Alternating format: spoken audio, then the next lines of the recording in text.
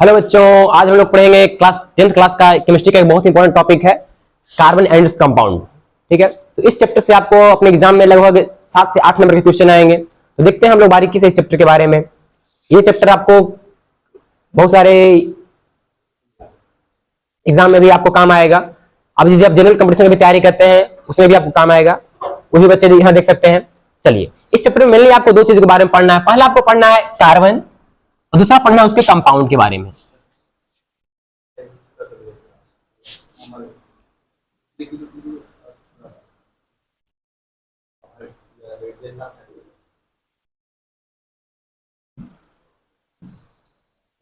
Mainly आपको इस chapter में दो ही टॉपिक पढ़ना है। एक पढ़ना है आपको कार्बन के बारे में, दूसरा पढ़ना है इसके कंपाउंड के बारे में। आपने कार्बन का भी नाम सुना होगा, उसके कंपाउंड आपने बहुत सारे देखे होंगे। जैसे एग्जांपल के तौर पर यदि हम बात करें तो आपने देखा होगा अल्कोहल, पॉलीथीन, स्टर, पॉलिस्टर जिसको आप कपड़ा जो पहनते हैं वो सभी क्या होता है, कार्बन का ही बना होता है।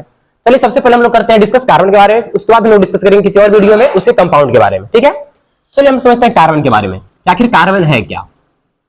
कार्बन क्या है? एक टाइप का ये क्या है, नॉन मेटल है। क्या है ये टाइप का? ये नॉन मेटल है। It is a non metal, it is a non metal which is found, which is found in almost all things, almost all things, almost all things which can burn, which can burn। यानी आपको हर चीज में पाया जाएगा जो almost हर एक चीज जो जल सकता है। जैसे आपके अगल बगल देखिए क्या क्या जल सकता है, बेंच, टेबल, कुर्सी, हर एक चीज जल सकता है। आपके बाल, आपकी बॉडी, ये भी जल सकती है, तभी तो इसका दाह संस्कार होता है। ये भी जल सकती है, तभी तो इसमें क्या निकलता है, CO2 निकलता है। जब भी हम कार्बन को जलाएंगे तो क्या निकलेगा, CO2 निकलेगा। ये हमारा हो गया कार्बन। इसके बाद चलते हैं कार्बन के बारे में, चलते हैं कार्बन का एटॉमिक नंबर। कार्बन का जो सिंबल होता है वो होता है C, इसका एटॉमिक नंबर होता है 6 और इसका एटॉमिक मास क्या होता है 12। यदि आप इसका इलेक्ट्रॉनिक कन्फिगरेशन करेंगे जो बचपन में आपने पढ़ा होगा क्लास 9th वगैरह में, तो वो क्या होगा 1s2 2s2 और 2p2। यानी इसमें क्या है, दो सेल है, एक है पहला सेल और ये सेकंड सेल। फर्स्ट सेल में इसमें 2 इलेक्ट्रॉन है, सेकंड सेल में इसका क्या है 4 इलेक्ट्रॉन है। यदि आप इसका बॉक्स इलेक्ट्रॉनिक कन्फिगरेशन करेंगे, बॉक्स वाला, डब्बा वाला, तो डब्बा वाले में क्या होगा, एस में आप जानते हैं एक डब्बा होता है, ये भी एस सब सेल है तो इसमें भी एक डब्बा, और पी में क्या होता है 3 ऑर्बिटल होते हैं। और ये डब्बा को हम लोग क्या बोलते हैं, ऑर्बिटल। क्या बोलते हैं इसको, ऑर्बिटल। ठीक है, अब इसको हम इलेक्ट्रॉन भरना चालू करते हैं। एक ही क्लॉकवाइज और ये एंटी क्लॉकवाइज भराएगा इलेक्ट्रॉन। इसमें पी में क्या, कितने इलेक्ट्रॉन, 2 इलेक्ट्रॉन है, तो ये भरा गया, सिंगल फील्ड करेंगे हम लोग। तो ये जो हमने भरा इलेक्ट्रॉन, ये हमने भरा है किसमें, ग्राउंड स्टेट में। किसमें भरा है, ग्राउंड स्टेट में। किसमें हमने भरा ये इलेक्ट्रॉन, ग्राउंड स्टेट में। ग्राउंड स्टेट में कहने का मतलब ये हुआ जैसा ये स्टेट था वैसा ही हमने इसमें इलेक्ट्रॉन को फील्ड कर दिया। अब आप इसमें देखें कि जितने भी जो सिंगल पेयर इलेक्ट्रॉन है, सिंगल, यही क्या करते हैं, कार्बन में बॉन्ड बनाने के काम में लेते हैं। इसमें सिंगल पेयर इलेक्ट्रॉन कितने हैं, 2। यानी इस प्रकार से कार्बन का वैलेंसी कितना हो जाएगा, 2। इसलिए आपने सुना होगा कि कार्बन जब वैलेंसी 2 होता है तो उसमें एक कंपाउंड बनाता है, इसमें क्या बनाता है, CO बनाता है, ये कार्बन मोनोऑक्साइड, कार्बन मोनोऑक्साइड। परंतु आपने और भी कुछ पढ़ा होगा कि कार्बन का वैलेंसी जो होता है वो 4 भी होता है। तो वो देखते हैं हम लोग, क्या आखिर वो 4 कैसे होता है। जनरली होता क्या है कि ये भी हमारा सेकेंड सेल है, ये भी हमारा सेकेंड सेल है, दोनों ही क्या है, सेकेंड सेल है। सेकेंड सेल में क्या है, इसमें एस इलेक्ट्रॉन में क्या है, 2 है, और पी में क्या है, एक डब्बा खाली, एक ऑर्बिटल खाली है, इसमें क्या है, कंजस्टेड है। तो क्या होगा, ये जंप करके ये इलेक्ट्रॉन एस का उस खाली वाले ऑर्बिटल में, पी वाले में जाएगा। तो देखिए जंप करके जब जाएगा तो क्या होगा, 1s में कोई छेड़छाड़ हम लोग नहीं करेंगे।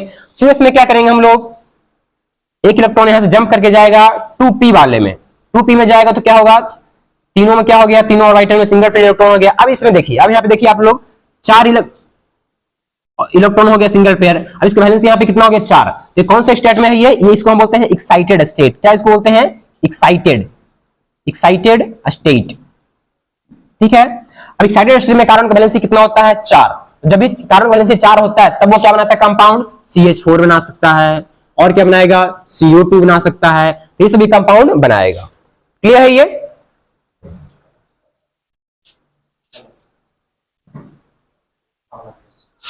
चलिए, ये तो हमने सीखा कार्बन के बारे में बेसिक जानकारी थोड़ी सी। अब चलते हैं कार्बन के कुछ एलोट्रोप्स भी होते हैं, उनके बारे में हम लोग थोड़ा सा डिस्कस कर लेते हैं। चलिए, allotropes of carbon, ALLO, allotropes of carbon.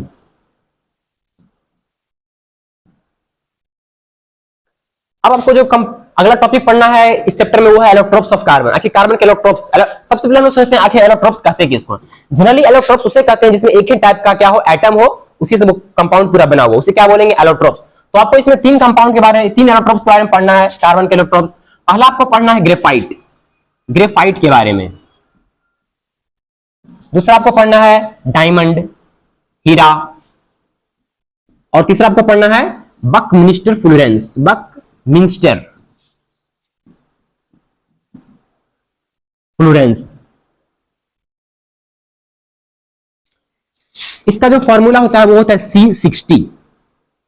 तो थोड़ा सा ये भी आप ध्यान में रख सकते हैं बकमिंस्टर फ्लोरेंस के बारे में। चलिए बारी बारी समझते हैं ग्रेफाइट क्या होता है, डायमंड क्या होता है और बकमिंस्टर फ्लोरेंस क्या होता है उसके बारे में। चलिए डायमंड,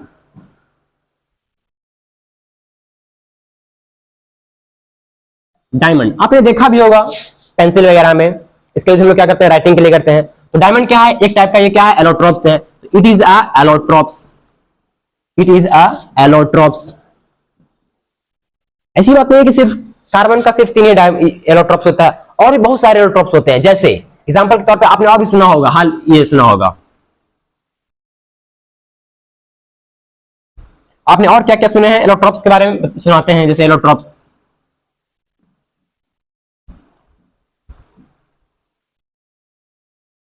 और क्या सुना होगा आपने, आपने नाम सुना होगा ग्रेफीन का, ग्रेफीन।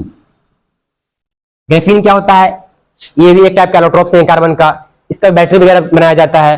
आपने और सुना होगा कार्बन नैनो ट्यूब के बारे में, हालांकि ये सभी नया चीज है। आपने और सुना होगा carbon fibre.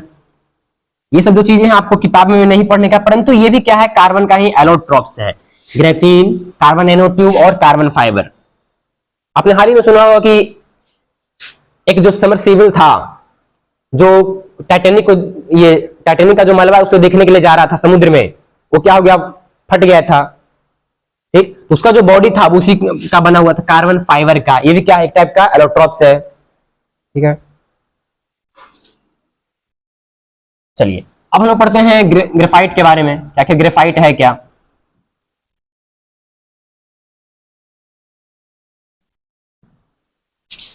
It is a allotropes of carbon. It is a allotropes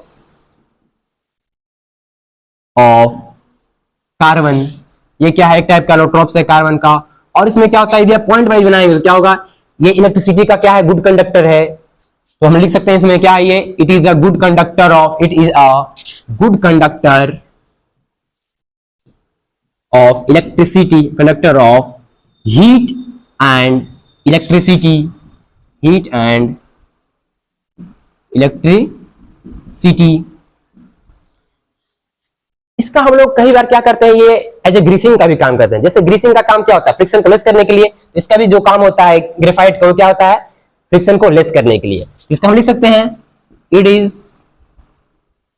used for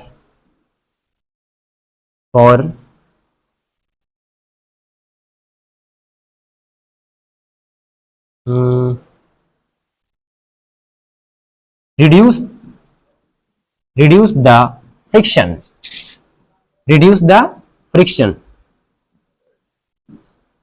ये भी कर सकते हैं।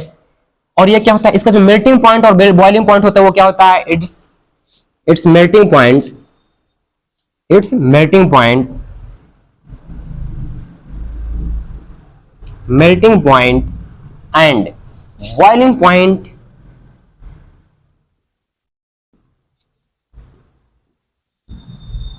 is high, is high। ये क्या करता है, हमारा मेल्टिंग पॉइंट बॉइलिंग पॉइंट इसका क्या होता है, हाई होता है। और भी हम लोग क्या क्या लिख सकते हैं इसके बारे में,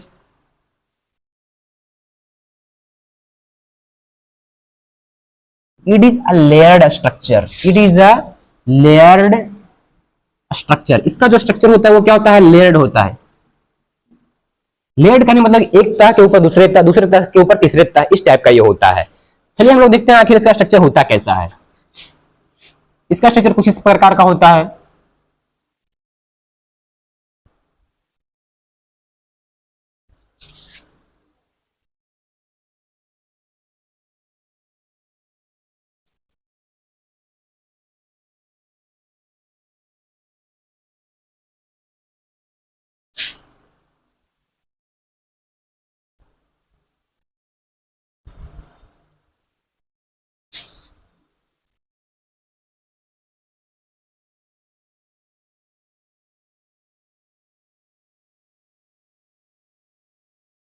इसमें जो जहां जहां आपको ये दिख रहा है कॉर्नर है या फिर ये कॉर्नर है, ये क्या है, कार्बन इसमें है, और ये क्या है, ये बॉन्ड है कार्बन का। इसमें आप देखेंगे प्रत्येक कार्बन क्या होता है, इसमें तीन तीन बॉन्ड बनाता है। जैसे ये देखिए, ये ऊपर वाला और ये नीचे वाला, प्रत्येक कार्बन इसमें क्या होता है, तीन तीन बॉन्ड बनाता है। जिसमें चलिए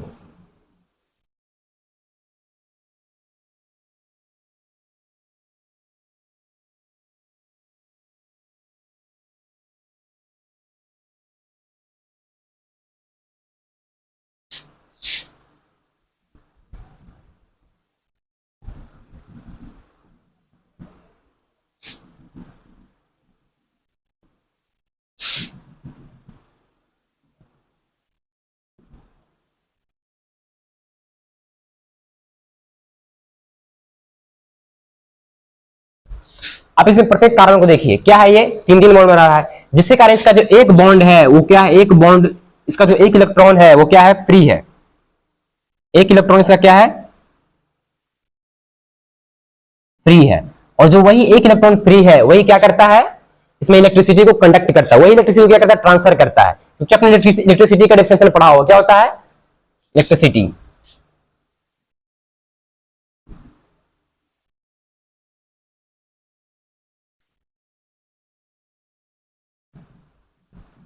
क्या होता है, ये flow of electrons, flow of electrons यही होता है, फ्लो ऑफ इलेक्ट्रॉन्स। तो जब आपका इलेक्ट्रॉन फ्री ही नहीं रहेगा तो फ्लो क्या करेगा, फिर फ्लो करने के लिए फ्री चाहिए इलेक्ट्रॉन, तो क्या होगा, वो फ्लो ऑफ इलेक्ट्रॉन होगा तभी हो पाएगा। जो इलेक्ट्रॉन फ्री रहता है, एक इलेक्ट्रॉन, वही क्या करता है, इलेक्ट्रिसिटी को कंडक्ट करता है। इज इट क्लियर, ठीक है। चलिए अब हम लोग देखते हैं थोड़ा सा डायमंड के बारे में। डायमंड, तो जो डायमंड का देखते हैं, हम लोग देखते हैं सबसे पहला स्ट्रक्चर। डायमंड में जो कार्बन होता है, प्रत्येक कार्बन चार बॉन्ड बनाता है। ग्रेफाइट में प्रत्येक कार्बन तीन बॉन्ड बनाता था, और डायमंड में क्या है, चार बॉन्ड बनाएगा। इसका स्ट्रक्चर कुछ इस प्रकार का होता है, और ये बहुत ही हार्डेस्ट सब्सटेंस होता है डायमंड। देखो प्रत्येक कार्बन का देखो कितना है, चार चार बॉन्ड है।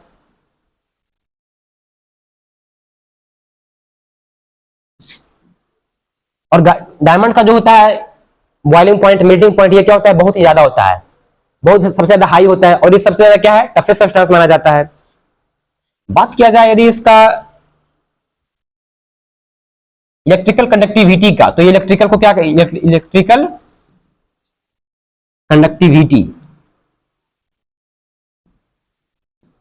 तो इसका इलेक्ट्रिकल कंडक्टिविटी क्या होता है, बिल्कुल ही नहीं होता है। क्यों, क्योंकि इसमें प्रत्येक कार्बन क्या कर रहा है, चार बॉन्ड बना रहा है। तो जब ये चार बॉन्ड बना रहा है, इसमें इलेक्ट्रॉन फ्री नहीं है, तो जो इलेक्ट्रॉन, जब इसमें इलेक्ट्रॉन फ्री है ही नहीं, तो ये कहां से करेगा इलेक्ट्रिसिटी को कंडक्ट, ठीक है। चलिए रहने देते हैं।